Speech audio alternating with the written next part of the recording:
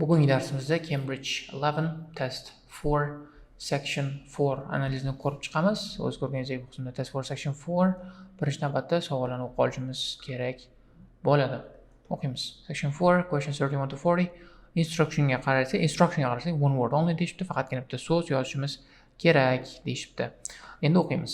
The use of soil to reduce carbon dioxide in the atmosphere. Rattan Lie, Soil and Carbon, Regenerative Agriculture, California Study, Australia Study. Bu qismlar muhim juda ham. Future developments. Claims that 30% of CO2 in the atmosphere could be absorbed by agricultural soils. Erosion is more likely in soil that is adjective. Demoqchimda erosion, yer o'murilishi qanaqa yerlarda, soilda, tuproqda more likely, более вероятность, that is wet, that is dry, sifat bo'ladi, that is beautiful, that is interesting, shunaqa sifat bo'ladi. Life and soil in Africa was very, bu ham sifat bo'ladi. Dry, wet, interesting, shunaqa adjective bo'ladi ikkalasi ham. Soil and carbon. Plants turn CO2 from the air into carbon-based substances such as demoqchimda plant, ya'ni o'simliklar karbon dioksidni boshqa karbonga aslangan substansiyalar shu kabilarga aylantirar ekan. Demoqchimda bu qanaqadir mineralning ismi bo'ladi, noun bo'ladi. Some CO2 moves from the of plants to microbes in the soil. Demoqchimda from the root bo'lishi kerak, chunki o'z ko'rganingizdek ba'zi bir qismi CO2 karbon dioksidni plantni anosidan qaysidir qismidan, tana qismidan tuproqdagi mikroblarga tushar ekan. Demak, nima bo'ladi? Tuproqqa qilingan bog'langan, tuproqqa aloqador, tuproqqa tegib turgan qaysi qismi bo'lishi mumkin? Demak, anoni plantni, o'simlikni bu ana bo'ladi. Bu 100% javob ana bo'ladi. Nima bo'ladi? Root bo'ladi. From the root bo'ladi yoki roots bo'ladi javob qisqasi. Aniq. Carbon was lost from soil when agriculture was invented. Tushunarli. Regenerative agriculture uses established practices to make sure oil remains fertile and adjective. O'z ko'rganingizdek, established practicelarni ishlatarkanda soilni fertile, ya'ni plodorodniy, yana nimadir qolishini ta'minlar ekan, sifat bo'lishi aniq, chunki and so'zi faqatgina bitta turdagi so'zlarni bog'laydi. Fertile and good, fertile and interesting, fertile and wet. Shunaqa so'zlar. Through year-round planting and increase something of plants are that are grown. Xususida nimasidir yetishtirilayotgan, o'stirilayotgan plantlarni nimasidir o'sgan ekan. California study taking place on a big farm. Qanaqa ferma bo'lishi mumkin? Big cattle farm, big pig farm, big goat farm, qanaqadir ferma, big chicken farm, qanaqadir bu qismda hayvonni anosi bo'lishi kerak. Adjective bo'lishi kerak. Hayvon oti adjective sifatida kelishi kerak. Ko'ramiz. Chicken farm bo'lishi mumkin, cattle farm bo'lishi mumkin. Katta ehtimollik bilan. Uses compost made from waste from agriculture and something. Demak, qismda agriculture va yana nimadandir chiqqan waste'ni compost sifatida ishlatar ekan. Agriculture and gardening bo'lishi mumkin. Agriculture and I don't know, yana nimadir bo'lishi kerak-da, shu agriculturega aloqador, agriculturega yaqin bo'lgan so'z. Australia study aims to increase soil carbon by using that are always green. Demoqchimda doim yashil turadigan nimanidir ishlatgan holda soildagi karbonni ko'tarmoqchi. Ko'ramiz. Future development reducing the amount of fertilizer used in farm, giving farmers for carbon storage as well as their produce. Demoqchimda fermerlarga karbon storage uchun, ya'ni nima uchundir berishar ekan, nimanidir ko'ramiz, hali bilmaymiz. Faqatgina endi audiyoni eshitgan holda javoblarni topishimiz kerak bo'ladi. Davom etamiz. I was thinking of doing a study using an audience, including. Xo'p, boshlaymiz endi menimcha. That is reducing the amount of carbon dioxide in the atmosphere. First, you have some time to look at questions 31 to 40. Boshladik.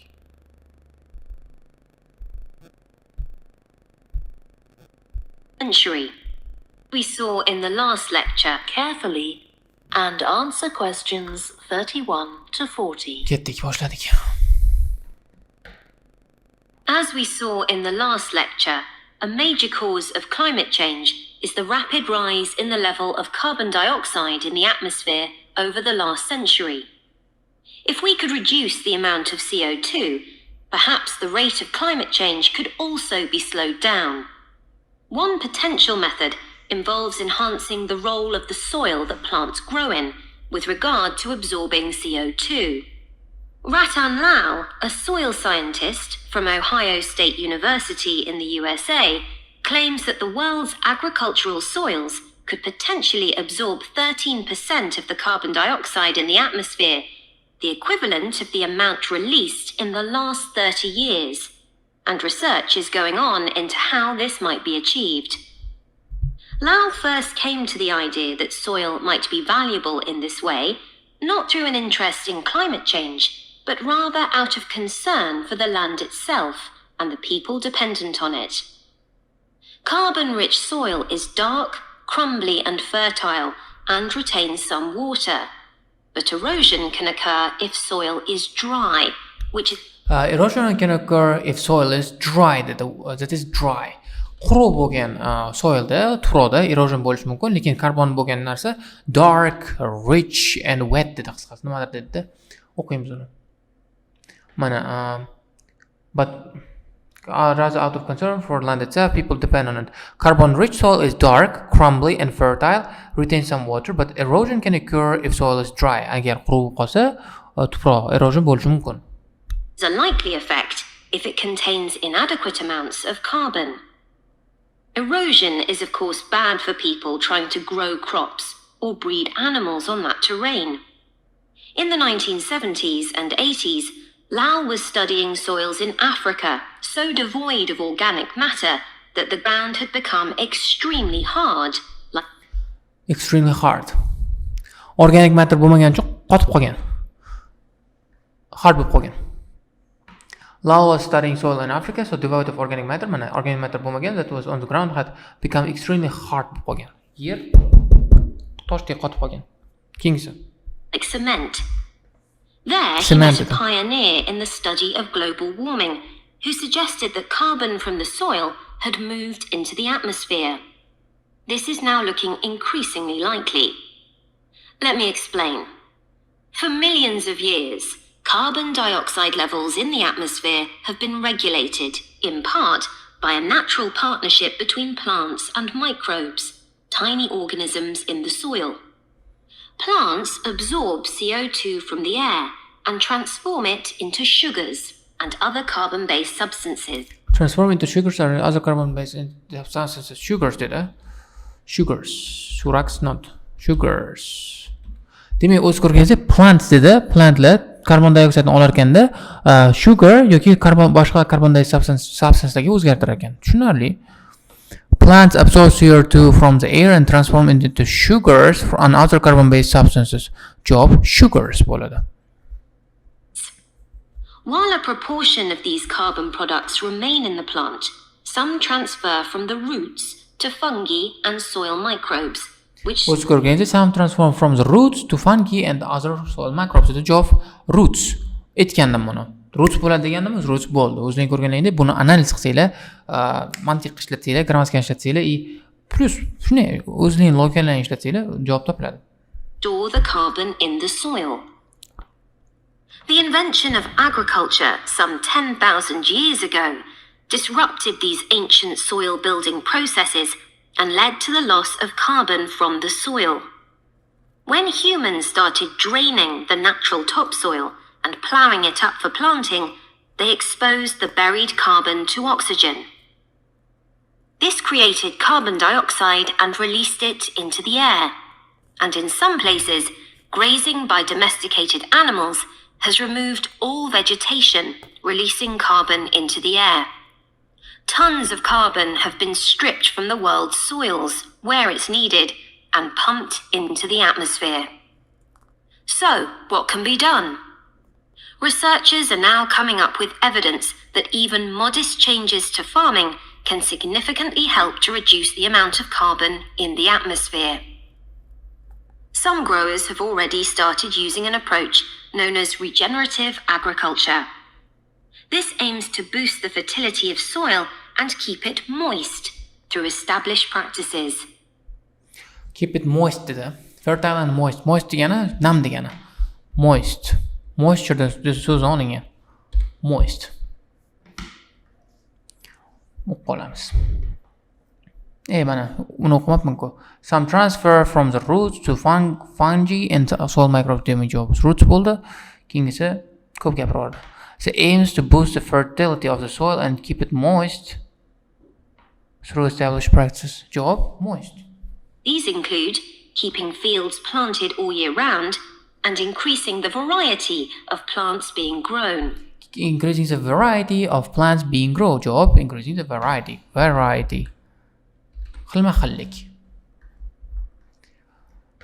This includes keeping fields planted all year round and increasing the variety of plants being grown. Javob variety. Strategies like these can significantly increase the amount of carbon stored in the soil, so agricultural researchers are now building a case for their use in combating climate change.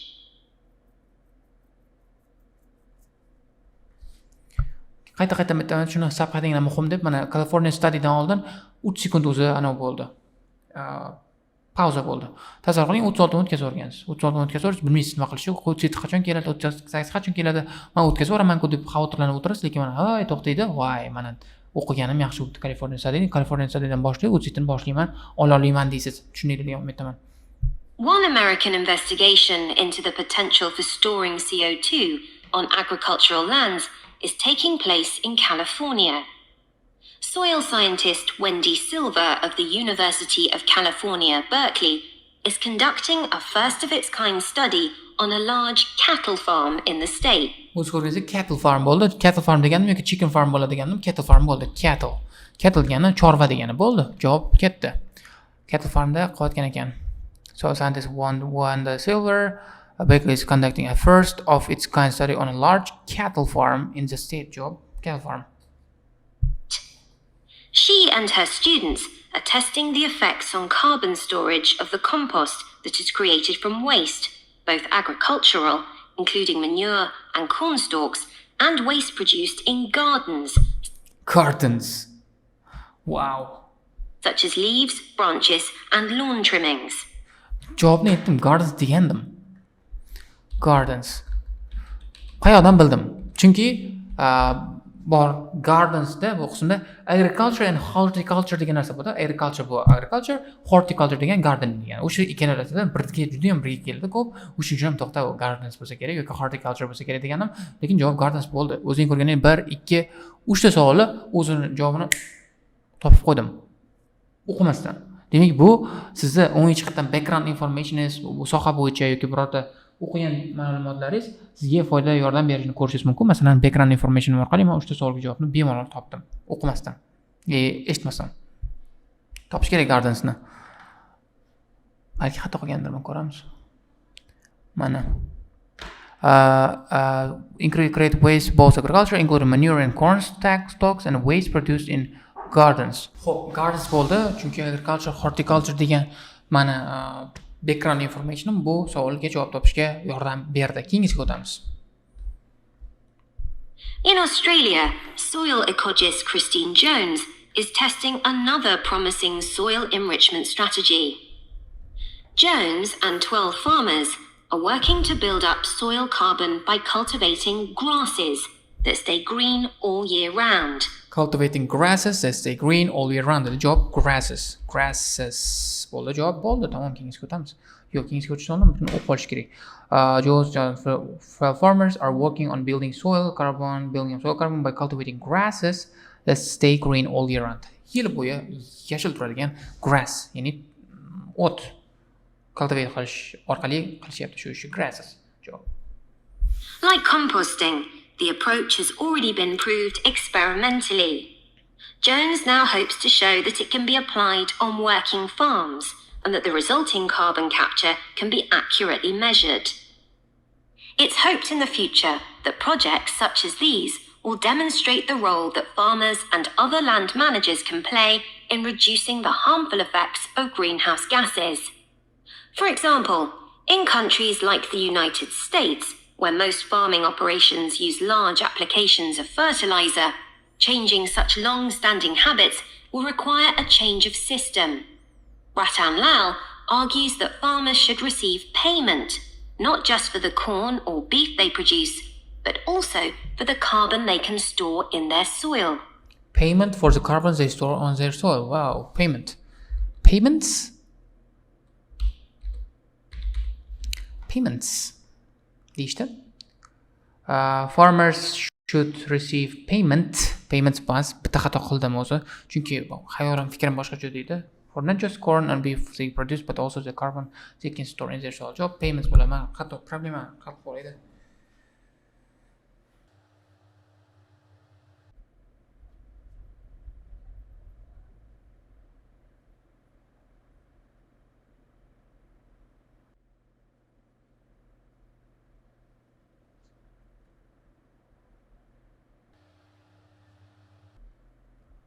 Xo'p, shu bilan bugungi dars o'z nihoyasiga yetadi. Hamma savollarga javoblarni o'zing ko'rganlaringdek circle qildik.